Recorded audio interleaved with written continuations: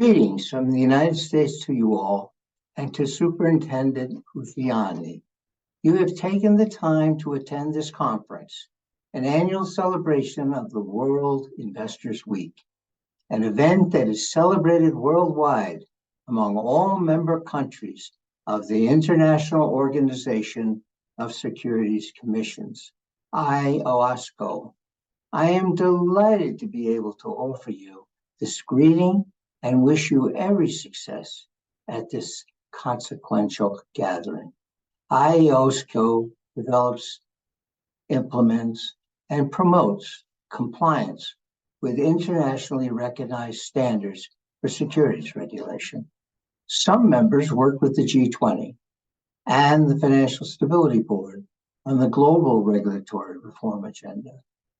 The Superintendency of the Securities Market of Panama, SMV for short, created in 2011 as an autonomous body of the state, has demonstrated an admirable competence to regulate, supervise issuers, investment companies, intermediaries, and other participants in the securities market.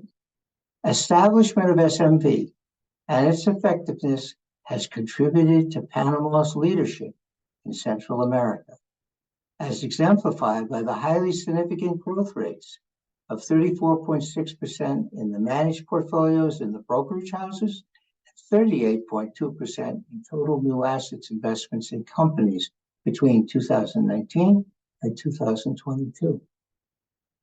A well-functioning financial system is essential for economic growth and development. Such a financial system demonstrates commitment to its mission and purpose and embraces financial innovation to continuously improve the system by reducing costs and providing better services. It, however, can only do so if both the consumers and providers who use it have trust in the system, built upon integrity, confidentiality, transparency, and independence. Regulation is a cornerstone for establishing that trust. It sets rules, supervises, and promotes the activities of the securities market for its development, ideally in an integrated, transparent, and efficient manner. To do so requires committed human resources with high ethical and moral values. As regulators, you have the important and challenging task to optimize rules and practices that protect investors and issuers, and at the same time, promote an innovative environment for financial service providers. In short, to protect consumer safety, but make provider innovation easier. Along these lines, regulatory innovation should cultivate a trust triangle, 3 trust relationships: consumer to provider, consumer to regulator, and regulator to provider. In such a system, transparency is not only encouraged, but also demanded. As an example, consider setting disclosure requirements to be matched to the users of the information, such as disclosures to consumers should contain only information that's deemed meaningful to the customer, to avoid inducing frustration or poor decisions. A self-fulfilling prophecy is established. That is, such an environment will automatically result in more investment and more growth. The importance of regulation to a well-functioning financial system cannot be emphasized enough. Innovation in regulation is critical in restoring and strengthening trust. Certainly, regulations should be routinely reviewed for their unintended consequences and to continuously strengthen public trust in the system. In your position as overseers and influencers for pension funds, well-managed regulatory frameworks and financial systems are critically important.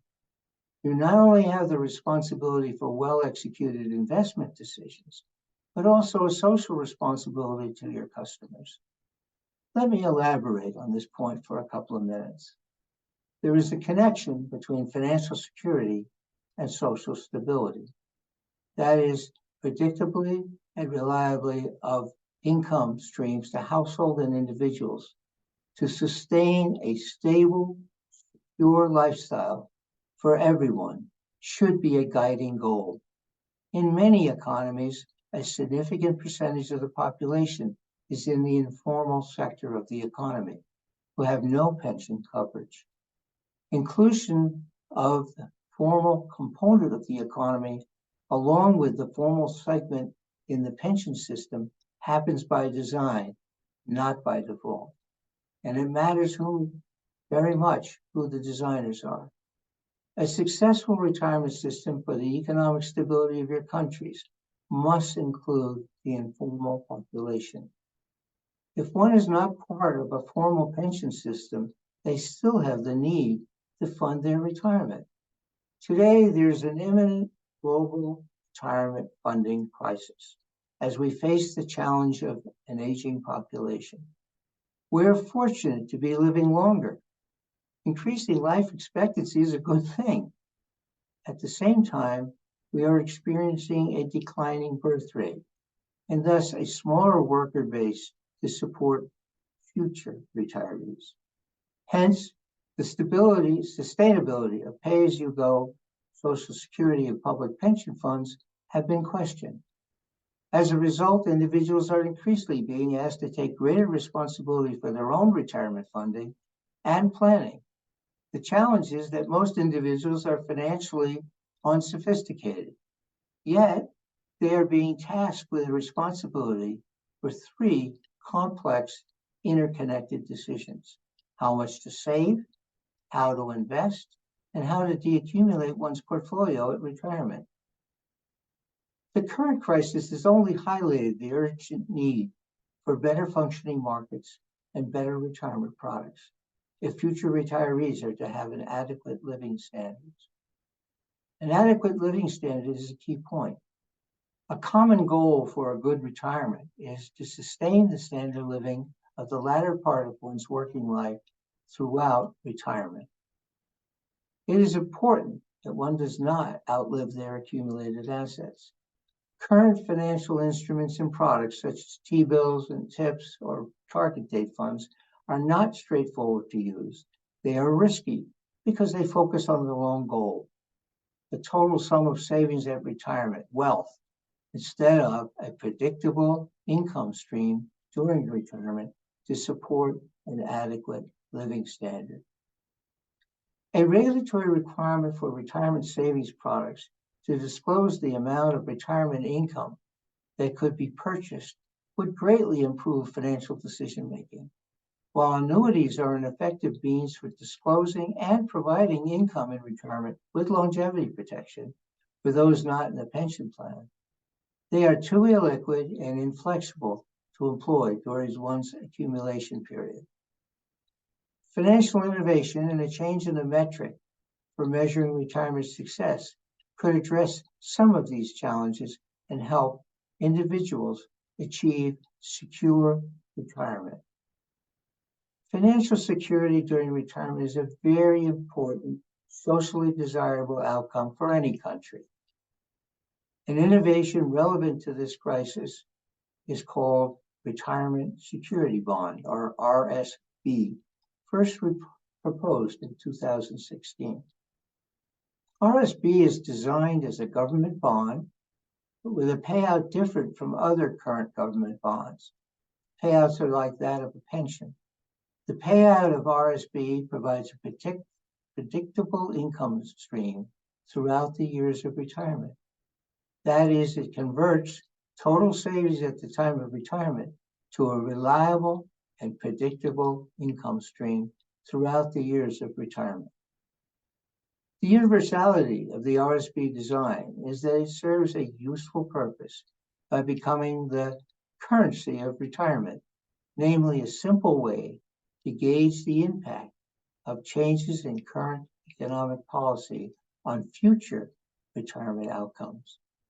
For example, substantial monetary stimulus, as experienced in 2020, has potentially raised the cost of securing retirement income by driving down interest rates. Had RSBs existed at that time, this would have been more transparent. Further, one of the challenges with inadequate pension systems is that other assets of individuals will need to be considered to bolster the retirement pot, with one asset in particular, one's house, holding potentially the greatest promise. RSBs will allow individuals to clearly understand how much potential retirement income their current assets are likely to generate. To preserve their pre-retirement standard of living, RSB is a win-win for all. The time to act is now. The longer the delay, the higher the cost of ensuring retirement security for future generations, and the higher the burden cost to government and its citizens.